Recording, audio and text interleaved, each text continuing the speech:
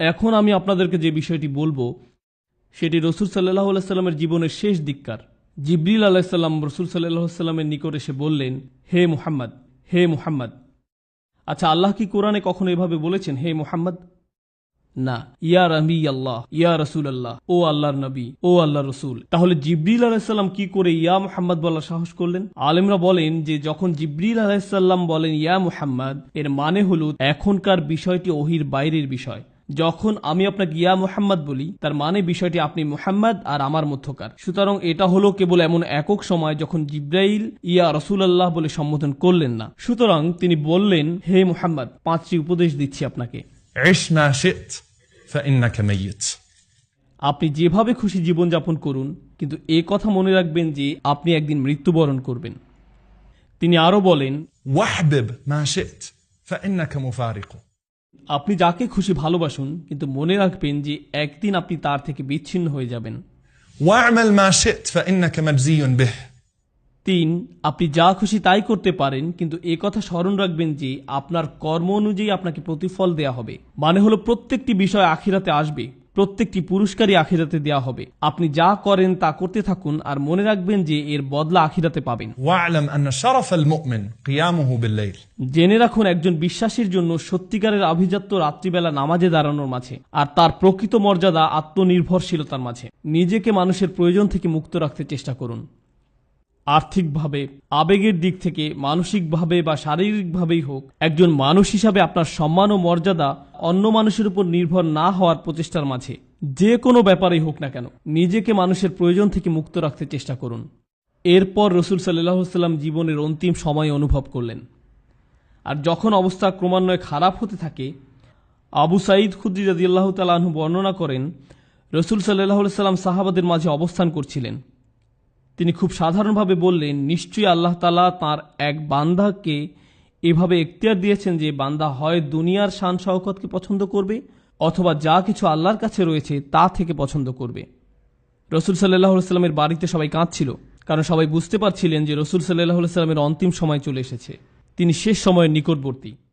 বিশেষ করে ফাতিমা রাদিয়াল্লাহু তাআলা আনহা ভীষণভাবে বিধ্বস্ত হলেন। তাঁর কন্যা উম্মু আবিহা, তার পিতার মা, সর্বদা তার সাথে ছিলেন ওই সময়। রাসূল সাল্লাল্লাহু আলাইহি সাল্লাম তার প্রতি ভালোবাসা দেখালেন, মমতা দেখালেন। এমনকি যখন তিনি কোনোভাবে কথাও বলতে পারছিলেন না, তখনও তিনি হাতের ইশারায় ফাতিমাকে ডাকলেন। ফাতিমা রাদিয়াল্লাহু তাআলা আনহা কাছে আসলেন। রাসূল সাল্লাল্লাহু আলাইহি সাল্লাম তাকে আরো নিকটে আসতে বললেন, তার কানে কিছু বললেন। ফাতিমা রাদিয়াল্লাহু তাআলা আনহা আরো বেশি করে কাঁদতে লাগলেন। রাসূল সাল্লাল্লাহু আলাইহি সাল্লাম তাকে পুনরায় কাছে আসতে বললেন এবং চুপিসারে আরো কিছু কথা বললেন। এবার কথা শুনে ফাতিমা রাদিয়াল্লাহু তাআলা আনহা হাসিতে ফেটে পড়লেন। আয়েশা রাদিয়াল্লাহু তাআলা আনহা এগুলো দেখে হতবুদ্ধি হয়ে গেলেন যে একবার ফাতিমা কাঁদছেন, আবার হঠাৎ করে হাসছেন।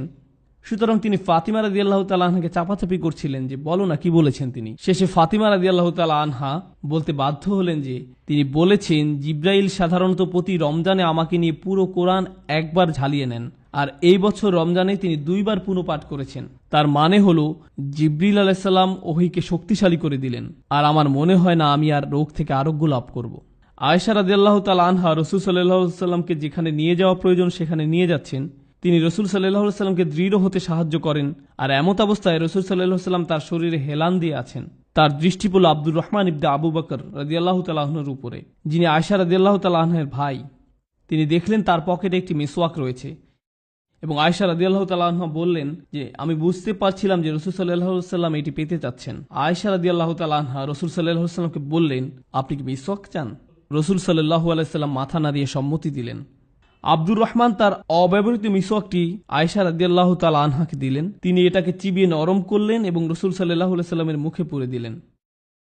অর্থ হলো রাসূল সাল্লাল্লাহু আলাইহি ওয়াসাল্লাম প্রত্যেক ওয়াক্ত সালাতের পূর্বে মিসওয়াক করতেন, কারণ তিনি চাইতেন যে আল্লাহর সাথে সাক্ষাৎকালে যেন তার শ্বাস প্রশ্বাস বিশুদ্ধ থাকে, প্রতিদিনই 5 বার। তিনি বললেন তিনি এটিকে ফরজ করতে পারতেন যদি উম্মতের জন্য কষ্টকর না হতো। তিনি আল্লাহর সাথে সাক্ষাতের পূর্বে প্রতিবারই মিসওয়াক করতেন। আয়েশা রাদিয়াল্লাহু তাআলা আনহা বলেন, যখন তিনি মিসওয়াক করা সমাপ্ত করলেন, دخل علينا جبريل। তখনই জিবরিল আলাইহিস সালাম আমাদের মাঝে প্রবেশ করলেন। আয়েশা রাদিয়াল্লাহু তাআলা আনহা রাসূল সাল্লাল্লাহু আলাইহি ওয়াসাল্লামের দিকে তাকালেন আর দেখতে পেলেন তাঁর চেহারা আলোয় উদ্ভাসিত হলো। জিবরিল আলাইহিস সালাম, যিনি নবীকে উপরের উপদেশগুলো দিয়েছিলেন, তিনি নবী সাল্লাল্লাহু আলাইহি ওয়াসাল্লামকে বললেন, শুনুন, আমি আপনাকে একটি বিষয় পছন্দ করতে বলবো। হয়তো আপনি আপনার সাহাবীদের সাথে থাকবেন এবং সুন্দরভাবে জীবনযাপন করবেন, অথবা আপনি সর্বোচ্চ আল্লাহর সাহচর্যে থাকবেন। জিবরিল আলাইহিসসালাম যখন এই কথাটি বললেন, তখন নবী সাল্লাল্লাহু আলাইহি সাল্লাম তার উত্তরে বললেন, বালা রফিকিল আলা, আল্লাহুম্মা রফিকিল আলা। ও আল্লাহ, আমি সর্বোচ্চ বন্ধুর সাহচর্য কামনা করি। আয়েশা রাদিয়াল্লাহু তাআলা আনহা বলেন, যখন তিনি আর রফিকিল আলা বলছেন, তিনি যেন তার সমস্ত শরীরকে ছেড়ে দিচ্ছেন। الرفيق الأعلى. ও আল্লাহ, আল্লাহর সাহচর্য বলতে বলতে তার হাত পড়ে গেল। রাসূল সাল্লাল্লাহু আলাইহি সাল্লাম ইন্তেকাল করলেন। যখন এই ঘটনা হলো, আয়েশা রাদিয়াল্লাহু তাআলা আনহা চিৎকার করে উঠলেন। ফাতেমা রাদিয়াল্লাহু তাআলা আনহা যখন আয়েশা রাদিয়াল্লাহু তাআলা আনহার চিৎকার শুনতে পেলেন, তিনি আকাশের দিকে তাকিয়ে বললেন, ইয়া আবাতা মান রাব্বিহি মা আদনা। হে আমার পিতা, আপনি আপনার রবের কতটা সন্নিকটে আছেন এখন। يا أبتا إلى جبريل ننعى. হে আমার পিতা, আমরা জিব্রাইলের নিকট আপনার মৃত্যুর সংবাদ ঘোষণা দিচ্ছি। ইয়া আবাতা জান্নাতুল ফিরদাউসি মাওয়া। হে আমার পিতা, জান্নাতই আপনার বর্তমান ঠিকানা। এবং এ কথাটি তিনি বারবার বলতে থাকলেন, বলতেই থাকলেন। আপনি আপনার রবের কতটা নিকটে আছেন। জিব্রিলের নিকট আপনার প্রস্থানের ঘোষণা দিচ্ছি এবং জান্নাতুল ফিরদাউসি আপনার আবাসস্থল।